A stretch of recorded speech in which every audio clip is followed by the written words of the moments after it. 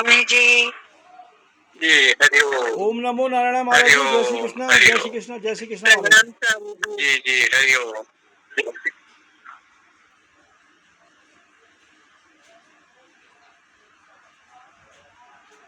ओम विश्वं दर्पण दृश्यमान नगरी तुल्यं निजा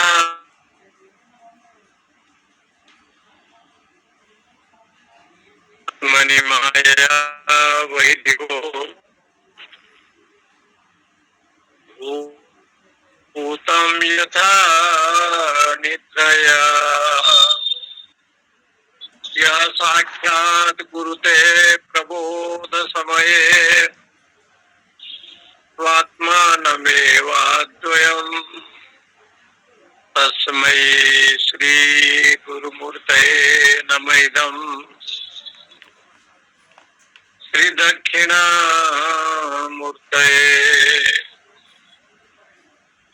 भद्रं कर्णेभिः शृणुयाम देवा भद्रं पश्येमाक्षभिर्यजत्राः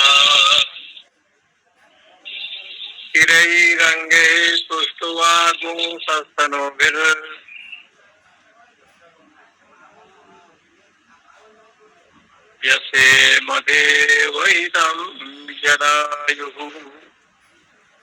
ओम शांति शांति शांति। शंकरं शंकराचार्यं सूत्रभाष्यकृत वंदे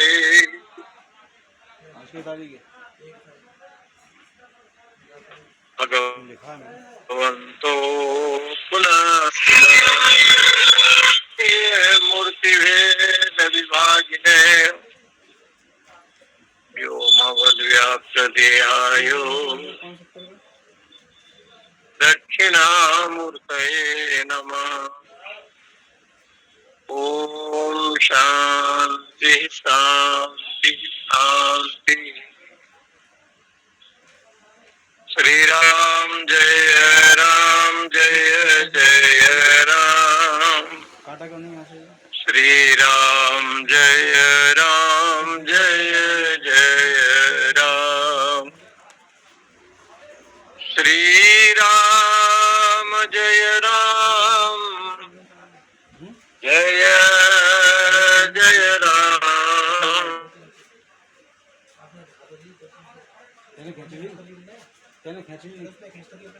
वो नहीं दिखाएगा फिर क्या करेगा तू? क्या कर रहा है? कितनी है? 300 है। लिखनी तो नहीं डाली, रिपेयरिंग कराऊंगी, सब पूछ ले पैसे नहीं देगा पहले सुन। तो कल भी कम पैसे दिए, अरे उसको पर्चे भी तो कम देने। जय जय राम। बाद में भी कम लगवाया, हत्या से मारेगा वो। श्री राम जय जय राम।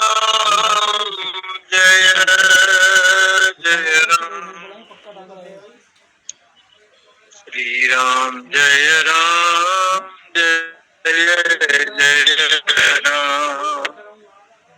श्री राम जय जय राम। श्री राम जय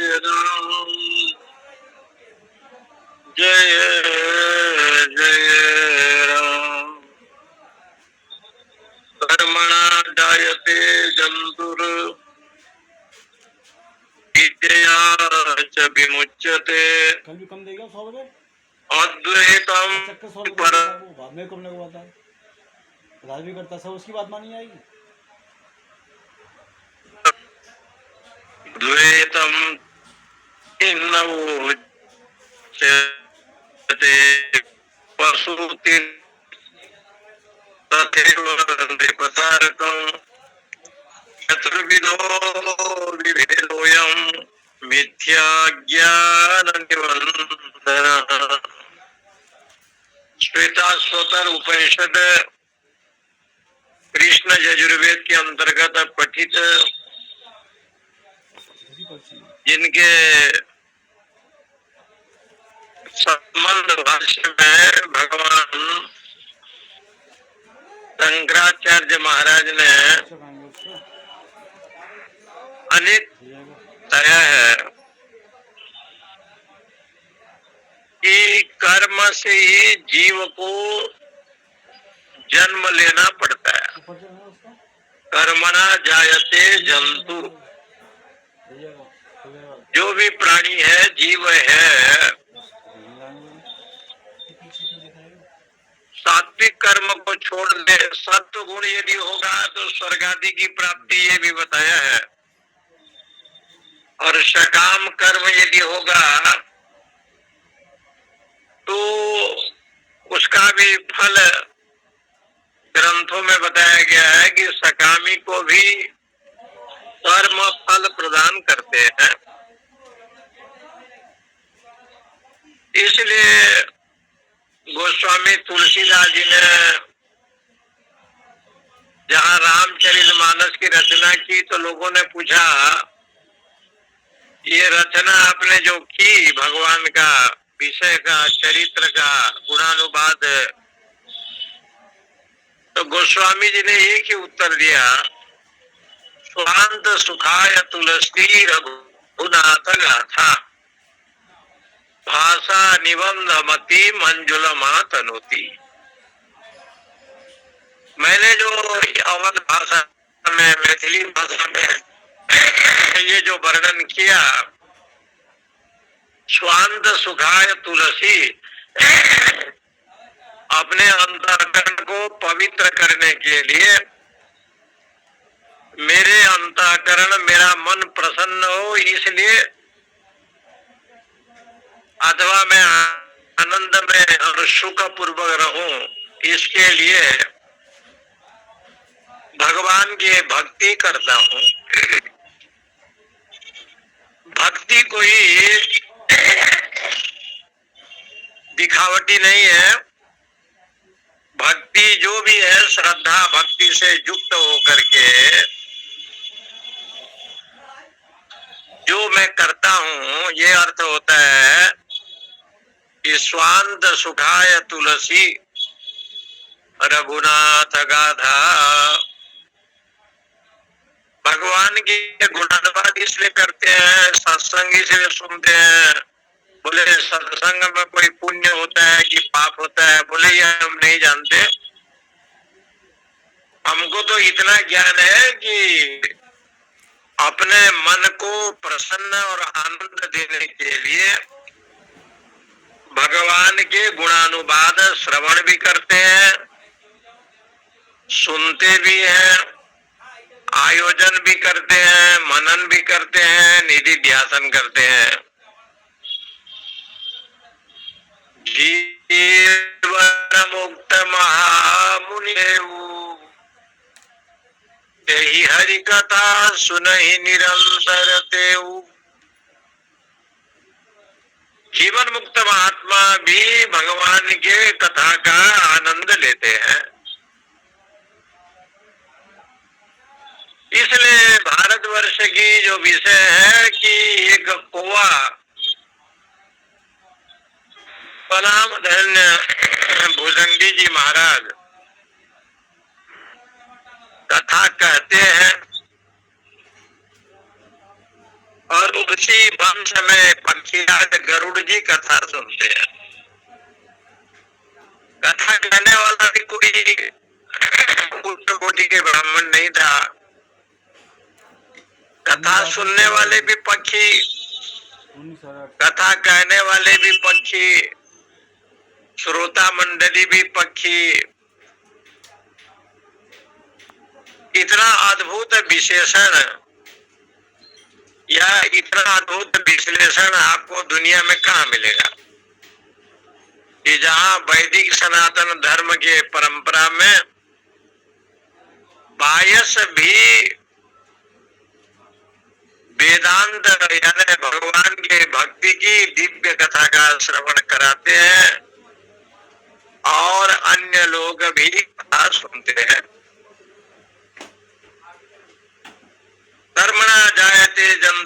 विषयाच विमुच्यते, ज्ञान से ही मोक्ष होता है, अद्वैतम परमार्थो ही, क्योंकि अद्वैत ही परमार्थ है। द्वैतम तद्भिन्नम उच्यते, द्वैत तो जगत है, न द्वैतम अद्वैतम। जहाँ द्वैत नहीं है, नाम रूप संसार माने प्रपंच नहीं है, प्रपंच का अभाव जहाँ हो जाए, प्रपंच तो रहते ही संसार में, इतना विशाल संसार है, यह संसार में माया मोह ये सब देखने को मिलता है, परंतु साधक के अंतःकरण में, माने साधक के मन के अंदर भगवान को छोड़ करके दूसरा और कोई उनके हृदय में वास नहीं करता। प्रभु को छोड़ करके कोई दूसरा रहता ही, केवल भगवान ही निवास करते हैं, परमात्मा ही रहते। इसलिए वो नित्य निरंतर यथा गोपिका इसे बताया, उदाहरण दिया है ग्रंथों में, और गोपिकाओं का पहले उदाहरण आता है। उद्धव जी को बाद में दिया, उद्धव जैसे ब्रह्मज्ञानी, जब वही उद्धव गोकुल में पधारे, श्री वृंदावन में आए और गोपिकाओं के संसर्ग में कृष्ण भगवान ने कहा था कि 4 दिन में चले आना, गए, 4 महीना बीत गए, आए नहीं, चातुर्मास से कर लिया उन्होंने। आज देवोत्थान एकादशी है, आज भी यहाँ मना रहे, कल भी है देवोत्थान एकादशी। भगवान 4 महीना सो करके जगते हैं, और परमात्मा विष्णु जो है चातुर्मास 4 महीना तक सत्संग भजन होता है। यदि आज माने या कल सुबह माने तो चातुर्मास्य देव उठनी एकादशी में चातुर्मास्य जो है समापन होता है। हरिशयन एकादशी से देवोत्थान एकादशी, आषाढ़ शुक्ल पक्ष एकादशी से कार्तिक शुक्ल पक्ष एकादशी तक चातुर्मास्य का है, वर्षा कालीन का समय रहता है। और संत महात्मा चातुर्मास्य करते हैं, नित्य निरंतर भगवान कथा का ये श्रवण करते हैं चातुर्मास्य में।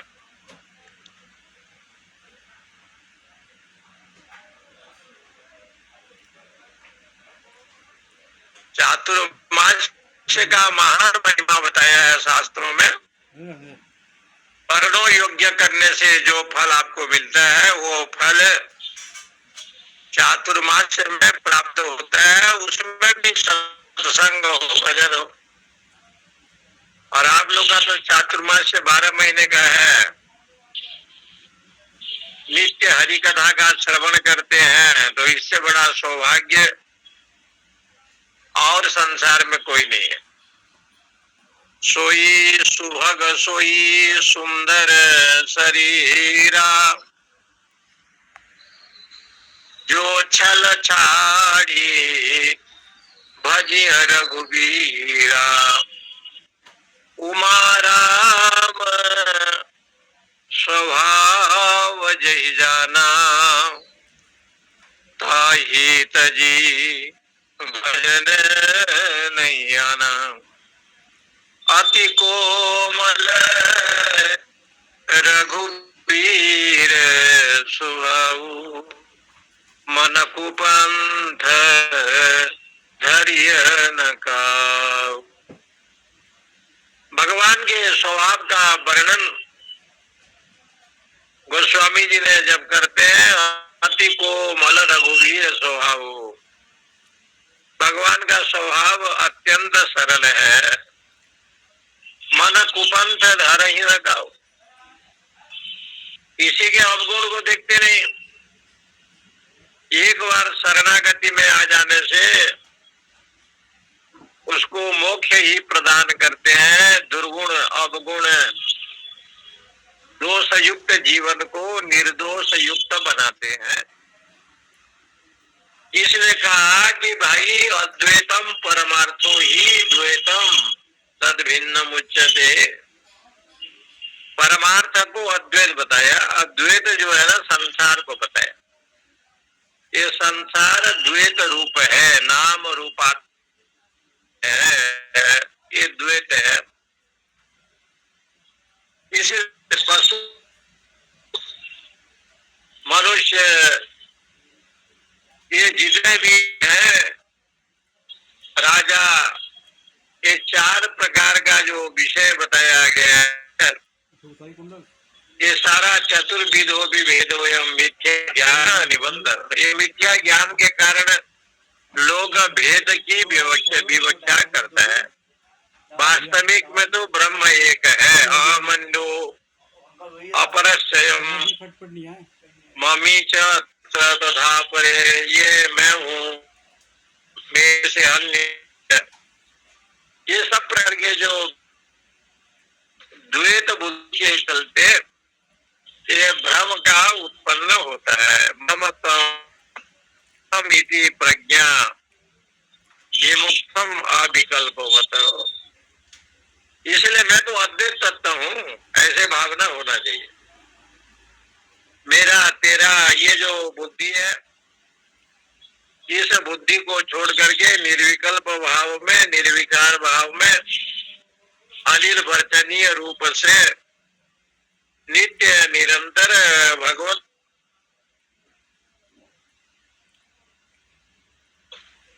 अविकार्यम अनाश्रयम अद्वैतम अनुभूयते। इसलिए अद्वैत ब्रह्म अहम इस प्रकार से बोध होना चाहिए, इस प्रकार से करना चाहिए। मनोवृत्तिमयम द्वैतम अद्वैतम परमार्थतः।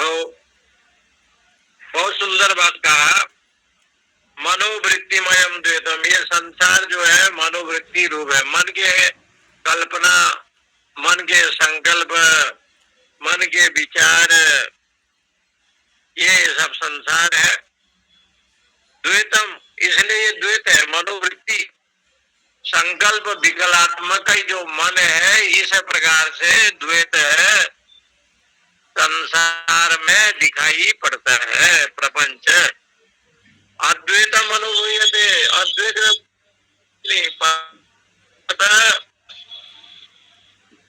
ही सब है।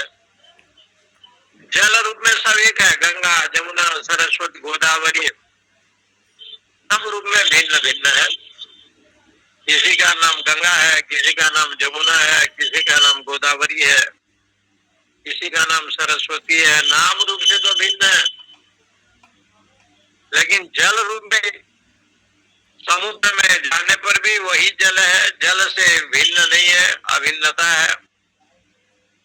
नाम रूप में भिन्नता हो सकता है, और नाम रूप में भिन्न होने के कारण से शास्त्र प्रतिपादन करते हैं कि समुद्र में यदि चले गए तो उस समय जो है नाम रूप को छोड़ देते हैं। यथा नदी नाम बहवो वेगा समुद्र में विमुखा द्रवंते तथा तवामी नरलोक बीरा। जैसे नदियां समुद्र की ओर जाती हैं, ऐसे हे परमात्मा तुम्हारे मुख में ये संपूर्ण संसार के प्राणी आपके मुखमंडल में जाते हैं, और आप सब भोजन कर रहे हैं। सीता जी में ले ली हंसे, कहा आप तो जैसे लोग चटनी खाते हैं वैसे आप सबको खा जा रहे हैं। कई लोग नींबू का पानी पीता है तो कहते हैं पिए जैसे आप जो है पान कर रहे हैं, चार जैसे खा रहे हैं। ले ली हसे ग्रसमानम शवंता समग्रान बदनेर ज्वलद्भी तेजो व्यापुर्यम जगत समग्रम भासस्तबुग्र प्रतिपंति विष्णु। योग निद्रा में जाते हैं, आपकी निद्रा भी योग बताया है। नित्य निरंतर स्वरूप विषय है वो योग है। योग का अर्थ यही है, जहाँ जीवात्मा परमात्मा का एकत्व ज्ञान हो, दो प्रकार का भेद नहीं होता, उसी को जो है ना योग कहा है। कुछ लोग कहते हैं कि नित्य निरंतर, जैसे श्री कृष्ण राधा का स्मरण करते हैं, राधा रानी कृष्ण का स्मरण करती है, इसी प्रकार से नारायण लक्ष्मी का भी ध्यान करते हैं और लक्ष्मी नित्य निरंतर विष्णु भगवान का ध्यान करती है। इसलिए उसको भी शास्त्रों में योग शब्द से कहा गया। समाधि निष्ठ भाव में जब साधक रहता है और ये भाव रखता है मत्तः फलंतरम नान्यत किंचित् अस्ति धनंजय मयि सर्वविधं प्रोक्तम सुत्वे मणिगणायो। इसलिए देवोत्थान एकादशी के महान पर्व पर लोग विष्णु सहस्त्र नाम का पाठ करते हैं कि भगवान आज जग गए, इतना दिन तक गहरी निद्रा में थे, ब्राह्मण कमठ पृष्ठे, ऐसे लिखा है। जैसे और उसके पीठ पर खुजी और कोई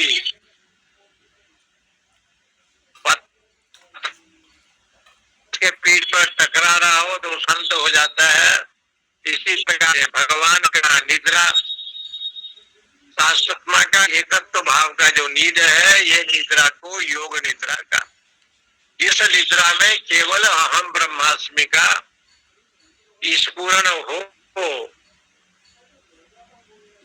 इसलिए भगवान विष्णु को नित्य निरंतर का शांताकारम भुजगशयनम, आपका जो चित्त वृत्ति है बड़ा शांत है।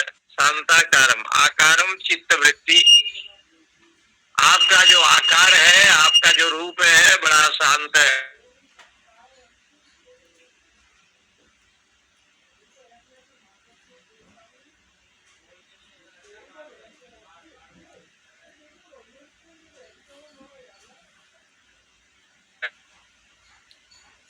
शेषनाग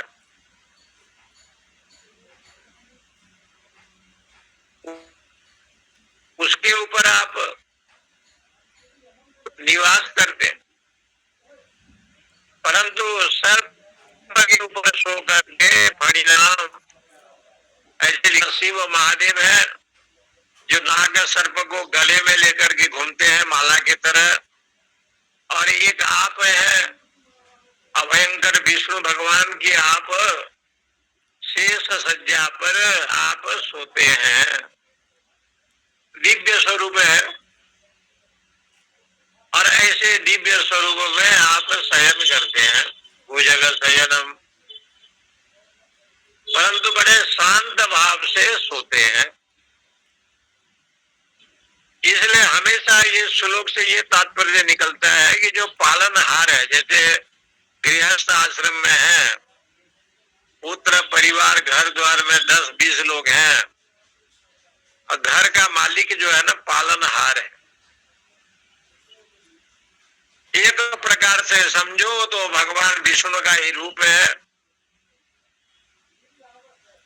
लेकिन वो यदि सोने लगे भोग निद्रा में तो वो शांत वृत्ति में नहीं होगा। विषय भोग निद्रा में उठ करके योग निद्रा में नित्य निरंतर अध्यात्म ज्ञान विवेक वैराग्य का चिंतन करे योग निद्रा में, उस समय सोए तो वो शांति से रहेगा। इसलिए भगवान ने कहा कि मेरी पत्नी लक्ष्मी, दूसरा नाम है चंचला, एक घर में रहती नहीं है, 12 महीना घूमती रहती है। और इनके पिता जो है इतना गर्जना करते हैं, समुद्र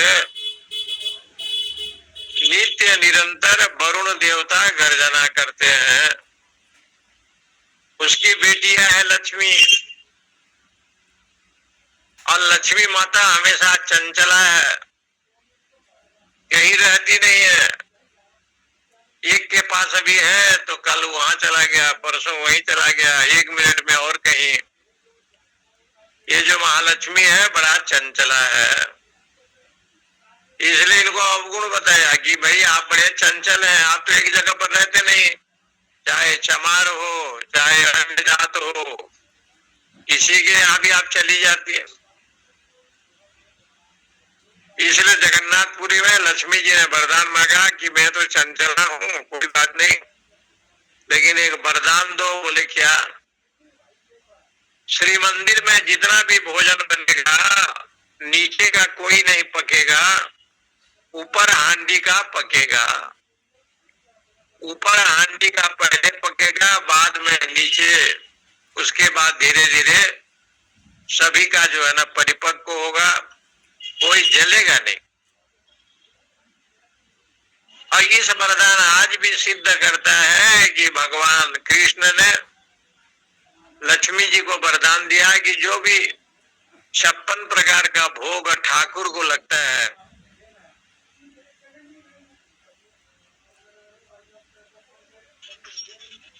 चाहे उसमें दाल हो, चाहे उसमें जो भी बनाते हो लोग, विभिन्न प्रकार के व्यंजन पंडित लोग बनाते हैं। और आज भी वो माटी का बर्तन 6-6, 7-7 बर्तन रख करके बनाते हैं, दाल इत्यादि। ऊपर का ही पहले पकता है, नीचे वाला जलता नहीं। यह अद्भुत भगवान का वरदान। इस बात को देख करके दुनिया आश्चर्य रहती है कि साक्षात जगन्नाथ जी कृष्ण विराजमान है नीलाद्रि में, नीलांचल में। इसलिए उसको कहते हैं पुरुषोत्तम क्षेत्र। जगन्नाथपुरी का एक नाम है पुरुषोत्तम क्षेत्र। नीलाचल निवास आयो, जहां नीलाद्री नाथ के रूप में ठाकुर विराजमान होते हैं। कृष्ण का साक्षात जो दिव्य रूप था, दिव्य विग्रह था, पांडवों जब जलाने के लिए चले, जला नहीं पाए। उनका दिव्य जो विग्रह वही धीरे धीरे उड़ीसा के जगन्नाथ में पहुंचा, जहां स्वर्ग द्वार है, और वहीं आया। और भगवान नील माधव के रूप में प्रकट होते हैं। सबरों ने पूजा की, और धीरे करके इंद्रदुम्न राजा मंदिर बनाया, और श्री जगन्नाथ बलदेव सुभद्रा काष्ठ के रूप में, और उसमें भी अद्भुत शक्ति ब्रह्म पदार्थ कोई होता है, जिनका साक्षात जो है ना कृष्ण रूप है। ऐसे पूजा अर्चना भगवान की वहां दिव्य प्रकार से। ऐसे कहा जाता है कि जितना भोग बनता है, ऐसे लक्ष्मी जी का वरदान है, शाम के समय बचता नहीं है। कोई बच गया तो बच गया, थोड़ा मोड़ा बचता नहीं है। सारे प्रसाद लोग बड़े भाव से लेते हैं, इसलिए माता जी का नाम पड़ गया चंचला। आप लक्ष्मी मैया बड़ा चंचला है। चंचल मन हो बहुत तीव्र हो, लेकिन आप यदि संगीत सुनेंगे तो मन प्रसन्न हो जाएगा। इसलिए भगवान विष्णु सोए हैं, माता लक्ष्मी चरण सेवा करती है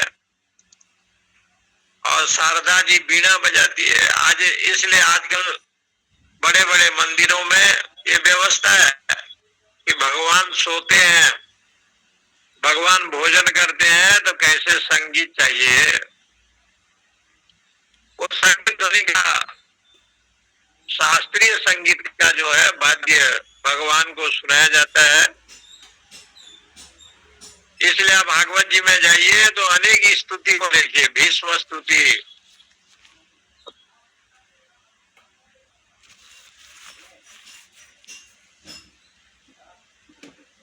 फिर आगे आप जाइए वेद स्तुति, अक्रूर स्तुति, कई स्तुति जो है ना श्रीमद् भागवत जी में है। और भीष्म स्तुति से लेकर के भीष्म जी ने जब स्तुति की, इतिमति उपकल्पिता वितृष्णा सात्वत पुंगवे विभूमि, वहां से लेकर के जब वेद स्तुति आप पढ़ेंगे तो लगता है कि वेदों ने भगवान की वंदना की। सभी वेदों ने मिलकर के भगवान को कहा कि तुम्हारा नाम अजीत है, अजीत है, तुमको कोई जीत नहीं पाया, इसलिए तुम्हारा नाम है अजीत। कोई बस में नहीं कर पाया, न लक्ष्मी, न सरस्वती, न कोई। आप तो केवल बस में उन्हीं का होते हैं जो आपके परम भक्त। इसलिए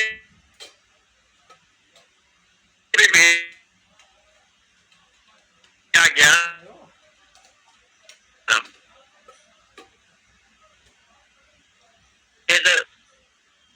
ये जो बताया जाता है, तो कहा कि ये मिथ्या भेद निबंधनम शांताकारम भुजग शयनम पद्मनाभम, इसलिए उदाहरण दिया गया। आप पद्मनाभ है, जिनके नाभि कमल से ब्रह्म जी की उत्पत्ति हुई।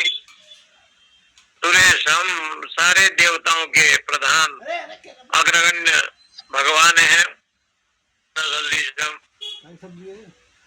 और संपूर्ण संसार में आकाश के समान व्यापक है, गगन सदृशम मेघ वर्णम शुभंगम। जैसे मेघ वर्ण नीले होते हैं, काले होते हैं, वैसे आप हैं। बंसी विभूषित करा नवनीरदाभात, वहां भी नवनीरदाभात, ऐसे बादल आप हैं कि वर्षा करने वाले हैं। नवनीरदाभात, उसी प्रकार से आप जो है मेघ वर्णम शुभांगम, मेघ वर्ण के समान है। बड़े दिव्य विग्रह है, दिव्य रूप है। बड़े बड़े महात्माओं ने कहा कि भगवान को मेघ वर्ण इसलिए कहा कि मेघ काला होते हैं और उनका एक ही काम है वर्षा करना। तो भगवान का एक ही काम है कृपा करना। आप करुणा के सागर हैं, कृपा के मूर्ति है। सदा वसंतम हृदयारविंदे भवम भवानी सहितम नमामि, क्योंकि आप करुणा की है। कृपा की न होती जो आदत तुम्हारी, तो सुनी ही रहती अदालत तुम्हारी। इसलिए आपके पास यदि कृपा नहीं होता तो आपके पास जाता कौन है? आपकी अदालत तो मैं कोई जाने की सवाल ही नहीं। इसलिए आप कृपा सिंधु हैं। ऐसे भाव दिया गया। आपके पास मेघ वर्षा करते हैं तो आप कृपा करते हैं। 84 लाख सहस्त्र जोनि में घूमते घूमते जीव थक जाता है और आपके चरणों में जब आता है तो आप कृपा करते हैं। भजन, साधन, सत्संग, सत्कर्म, ये सब बताया उपनिषद में। भगवत कृपा के बिना संभव नहीं है। भगवत कृपा के बिना न मन लगता है भगवान में, न उनके चरणों में भाव आता है, न सत्संग सुनने को मिलता है। इसलिए कहा गया उनकी कृपा, कृपा की न होती जो आदत तुम्हारी। आपकी आदत तो कृपा साध्य है, इसलिए अब प्रभु कृपा करो यही भांति, सब तज भजन करो दिन रात। सुग्रीव जी ने कहा कि सब छोड़ करके मैं भजन करूं, बोले वो समय अभी नहीं आया है। तुम्हारे कहने से बाली का वध मैंने किया, अंगद को युवराज बनाइए, सीता का अन्वेषण करें, जब ये समय आएगा तब हम बताएंगे। तो बाली जी के मन में जो भाव था, बाली ने अंतिम में एक भाव प्रकट किया गोस्वामी जी के शब्दों से, जन्म जन्म मुनि जतन कराही, अंत राम कही आवत। ये अंतिम समय में राम का उच्चारण नहीं होता है, लेकिन आपकी कृपा के बिना होगा कैसे? ये शब्द आपके कृपा के बिना नहीं होगा। उस पंक्ति को लेकर के रामचरितमानस में बहुत दूर में एक पंक्ति आया, सनमुख होई जीव मोहि जब वही, जन्म कोटि अघना सहित वही।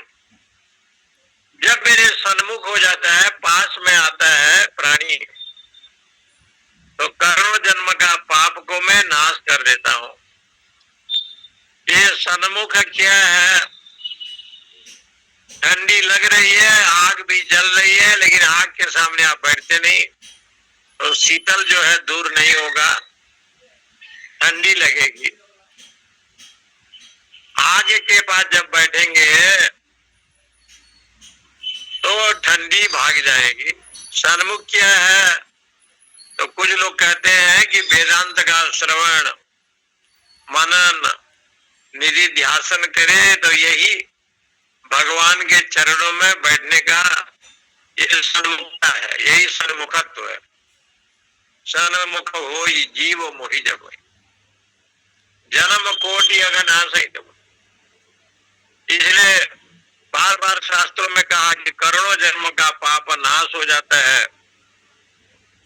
तो इसके ऊपर बड़ी विवेचन दिया, इस बात उठाया कि अपना ज्ञान हेतु द्वैताख्यम श्रूयताम परम मम तु अहमिति प्रज्ञा विमुक्तम अतिक अविकल्पवत। ये सब अज्ञान का विषय है। अद्वैत ज्ञान में तो मेरा तेरा मैं तू ये सब बुद्धि रहता नहीं, वो निर्विकल्प भाव में रहता है और प्रपंच का अभाव हो जाता है। मनोदृश्यमिदं अद्वैतम परमार्थतः मनस्तुवृत्त मनस्तस्मात् धर्माधर्म मित्यजाः। बड़ा अद्भुत श्लोक लिखा मांडुक्य कारिका में गौड़पादाचार्य महाराज ने। तब आजादवाद का निरूपण किया, तो वहां पर ये शब्द बात बताइए, मनोवृत्तिमयम, जो ये संसार मन का एक वृत्ति है, मन में जो संकल्प विकल्प आता है उसकी ये वृत्ति है द्वैतम। इसलिए द्वैत क्या है? मनोवृत्ति रूप है। अद्वैतम परमार्थद, वास्तविक में अद्वैत तो ब्रह्म तत्व है, उसे छोड़ करके मन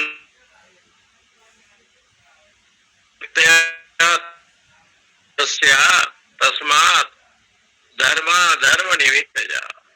इसलिए धर्म क्या है अधर्म क्या है ऐसा जो विचार आता है और उसका जो कारण होता है, वास्तविक में ये सब आप छोड़ दें। सर्वधर्मान परित्यज्य मामेकम शरणम ब्रज, मेरे शरण में आ जाओ।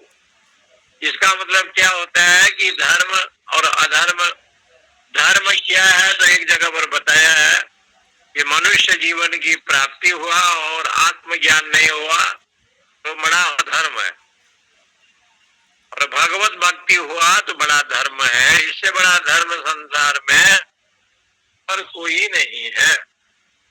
मनोदृष्टमिदं सर्वम यत् किंचित् सचराचरम मनसो ही अमनि भावे द्वैतम भाव तदाप्नुयात्। ये जो श्लोक है ना, वो मनोदृष्टमिदं सर्वम यत् किंचित् सचराचरम, ये संपूर्ण जगत मनोराज्य है।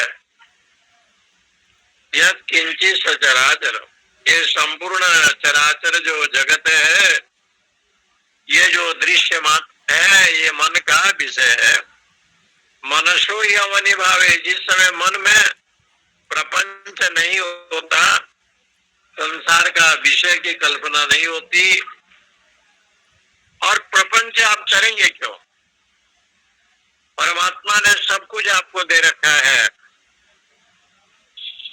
आनंद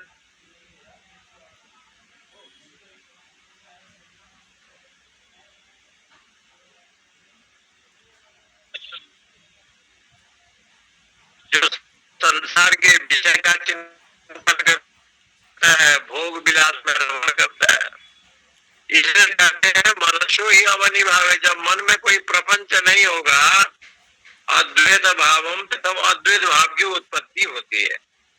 मनसो ही अमनि भावे उपलभ्यते, ऐसे आया। मनोदृश्यमिदं द्वैतम यत् किंचित् सचराचरम मनसो ही अमनि भावे द्वैतम नैवोपलभ्यते, द्वैत की उपलब्धि नहीं होती। जैसे आपके कान में कलम है और कलम कान में रखे हैं और पेन को ढूंढ रहे हैं कि कहाँ पर है। कलम तो कान में है लेकिन उसको ध्यान नहीं है कि कान में कलम, और ढूंढ रहा है। जब उसको कोई कहता है कि तुम्हारे कान में ही पेन रखा हुआ है, कलम है, तो उसको स्मरण हो जाता है। इस समय जो ढूंढ रहा था उसका भ्रम जो है मिट जाता है कि कान में ही कलम था। इसी प्रकार से अंतःकरण जो चैतन्य है, जो सच्चिदानंद ब्रह्म है, वो ब्रह्म तो हृदय में विराजमान है। और मुझे तुम कहाँ तीर्थ में, व्रत में, काशी गंगा वृंदावन में ढूंढ रहे हो? मैं तो सर्वव्यापक हूँ। एको देव सर्वभूतेषु गुण, सर्वव्यापी सर्वभूतांतरात्मा, और सर्वव्यापक है। इसलिए ये लिखते हैं मनसो ही अमनि भावे अद्वैत भावम तदाप्नुयात्। जब मन में अमनि भाव आ जाता है तो अद्वैत बुद्धि जो है ना अपने आप हो जाता है। अमनि भाव का मतलब होता है विषय का चिंतन न हो, संसार के प्रपंच का चिंतन न हो, उसको कहते हैं अमनि भाव। मनसो ही अमनि भावे। इस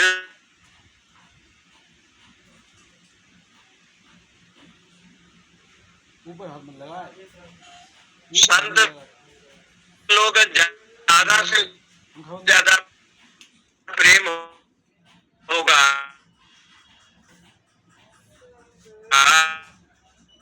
रुद्राक्ष माला में, तो अच्छे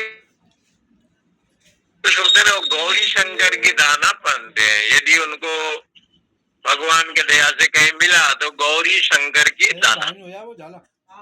सामान्य महात्मा है न मिले तो जो माला है वो माला पहनते हैं।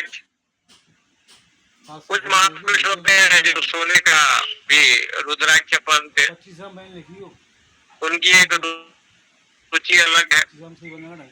लेकिन वास्तविक में आपके गले में एक तुलसी का माला हो रुद्राक्ष की एक भूषण है। ऐसे ऐसे धोती उसे पलटी प्लेट चांदी से आभूषण नहीं बनता।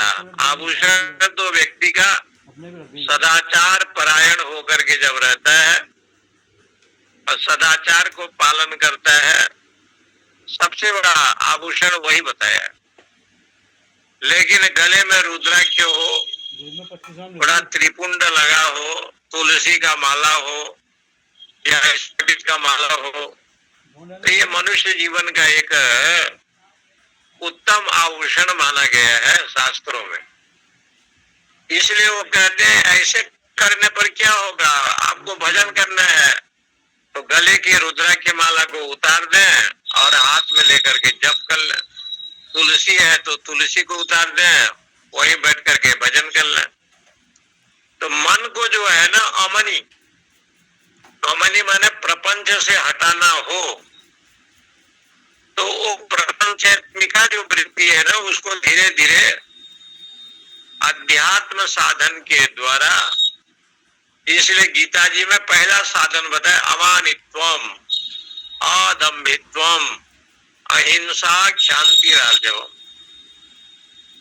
20 लक्षण में अध्यात्म ज्ञान नित्यत्वम, तत्व ज्ञानार्थ दर्शनम, एतत् ज्ञानम इति प्रोक्तम, अज्ञानम यतदुन्यथा। 13वां अध्याय में गीता जी में पहला लक्षण दिया अमानित्वम, मान सम्मान से रहित तो हो जावे, अमानित्वम। ऐसे लक्षण जो है ना पहले दिया। इसलिए अमानी होने का एक उपाय यही भी शास्त्र में बताया कि मनुष्यो ही अमनी भावे। अमनी भाव माने मन में जो संकल्प विकल्प व्यर्थ आता है उसको हटा करके अद्वैत भावम, परमात्मा में ही लगावे। तथा कर्मणाम भावना येयम सा ब्रह्म परिपंथिनी, क्योंकि कर्मों की भावना करे, कर्मों के ऊपर जो है सत्कर्म करने की इच्छा करे, ब्रह्म का चिंतन करे। कर्म भावनया तुल्यम विज्ञानम उपजायते, ऐसे बताया। ताद्रिक भवति विज्ञप्ति यादृशी खलु भावना, जैसे आपका मनोकामना होता है तद अनुसार जो है ये चित्त बनता है। जैसे भावना हो वैसे जो है ना चित्त वृत्ति बनेगा। इसलिए कहा भावना तो शुद्ध होना चाहिए, ब्रह्म परक होना चाहिए और नित्य उसी का ही चिंतन होना चाहिए। ऐसे भावना जीवन में आवे। तात्विक भवति विज्ञप्ति यादृशी खलु भावना, है तस्या परम ब्रह्म स्वयं एव प्रकाशते। इसलिए वो परमात्मा जो है ना स्वयं आत्मा के रूप में विराजमान है। आत्मा को सच्चिदानंद के रूप में कहा है। परमात्मा तुमेवे को नान्यो अस्ति जगत पदे तथैव महिमानीनो व्याप्तम एतच्चराचरम। उस परमेश्वर को छोड़ करके अन्य कुछ भी नहीं है, वही संसार में व्याप्त है। इस प्रकार से भाव रखे। इसलिए शास्त्रों में बार बार ये कहा ज्ञानम स्वरूपम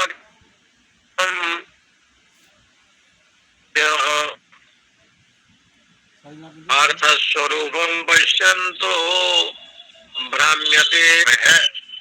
आत्मा में ही जगत प्रतिष्ठित है। ये संसार में सार कुछ भी नहीं है, ऐसे बताए। संसार में कुछ भी सार नहीं है। रसना हरि हरि बोल, शिव माधव गोविंद बोल, रसना हरि हरि बोल, ऐसे संतों ने गाया है। इस जगत में कोई सार है तो केवल प्रभु है, परमात्मा है, अखंड सच्चिदानंद है। अर्थ स्वरूपम पश्यन्तो भ्राम्यन्ते मोह संप्लवे। इसलिए महात्मा जी समझा रहे थे अभी 2 दिन पहले एक कार्यक्रम में। वो कह रहे थे कि जब सिकंदर जाने लगा तो दोनों हाथ को फैला दिया। तो लोगों ने पूछा क्या करना है, बोले इसको ढकना नहीं, दोनों हाथ को बाहर कर देना, शरीर को ढक देना। हाँ।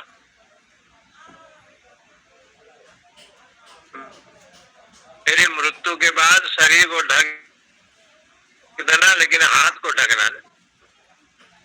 तो कहते हैं हाथ को ढके नहीं।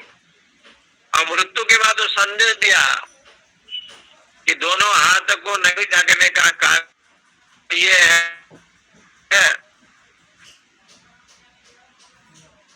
कि खाली नहीं आया और कुछ लेकर भी नहीं जा रहा हूं। बोले ये संसार में सार यदि कोई भगवान के चरणों में भाव रखना चाहिए। भेज दे तो बन गया तो क्या दिक्कत है, तो वही तो कह रहा हूँ। ऐसे महात्मा का अभिप्राय है कि 24 घंटा का समय है आपके पास, 1 घड़ी 20 मिनट का समय है, बोले वो भी नहीं है। आधी की बुनियाद 15 मिनट का समय नहीं है, बोले वो भी नहीं है। 5 मिनट, बोले 5 मिनट का भी समय नहीं है। आधों की आधी बुनियाद। तुलसी चर्चा राम की हरे कोटि अपना, तब वो महान व्यापार में अन्य कार्यों में लगे रहते हैं,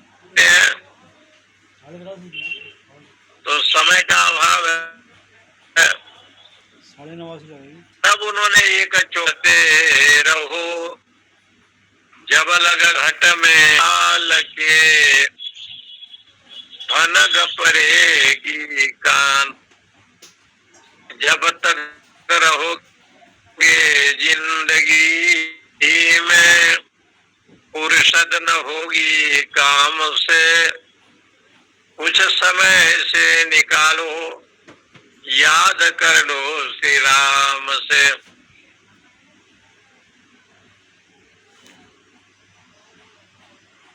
तब लोगों ने कहा कि महाराज समय का है, बोले ये दोहा चौपाई को लिख करके घर में रखो, जब भी समय मिले तो कभी पढ़ दिया करो। इसलिए घरों में लोग जो है चौपाई दोहा को रखते हैं। और थोड़ा थोड़ा कभी कभी देखा कई घरों में पटना इत्यादि में, तो पटना इत्यादि घर में रखा। तो एक बहुत बड़ा नास्तिक आदमी था, उसके घर में कोई संत गया था, तो उसने कहा आप अपने घर में एक चौपाई तो रखो टांग करके, दीवार खराब ना हो जाए। रात काल उठी रघुनाथ, हाँ,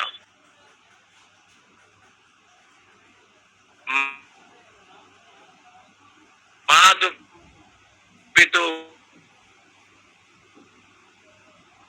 ना भाई, हाँ इतना तो लिख दो। तो देखिए ये चौपाई लिखा उसने, क्या कमरा खराब हो गया। और रात के सोते समय जो है, जो लोग उनके परिवार के लोग रहते, जब सोते थे में, तो कभी कभी वो चौपाई को पढ़ते। इतने में इतना प्रभाव पड़ गया कि उनके बच्चे लोग माता पिता के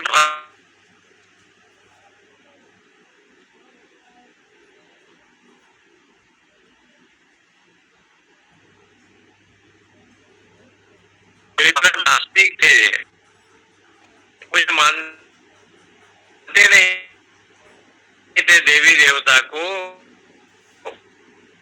अपने आंखों से देख की बात है। वो लोग ऐसे आस्तिक बन गए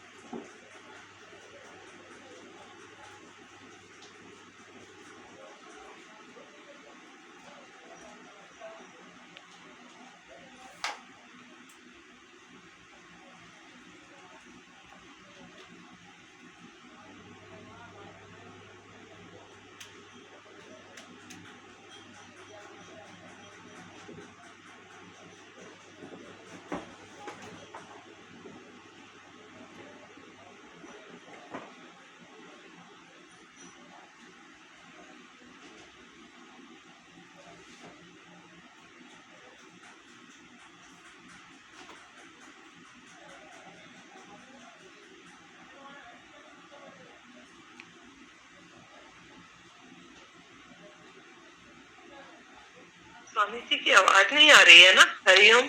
आवाज नहीं आ रही। Swami ji internet connectivity down होने से थोड़ा बाहर हो गए हैं। समय भी हो गया, सब 2-4 मिनट रह गए हैं। अब शायद देखते हैं 2-4 मिनट।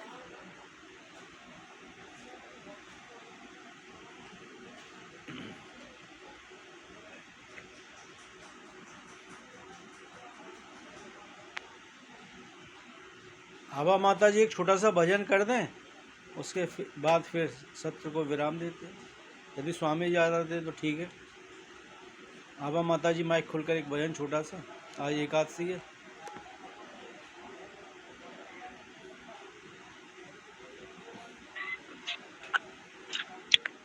जय जय नारायण नारायण हरि हरि, जय जय नारायण नारायण हरि हरि।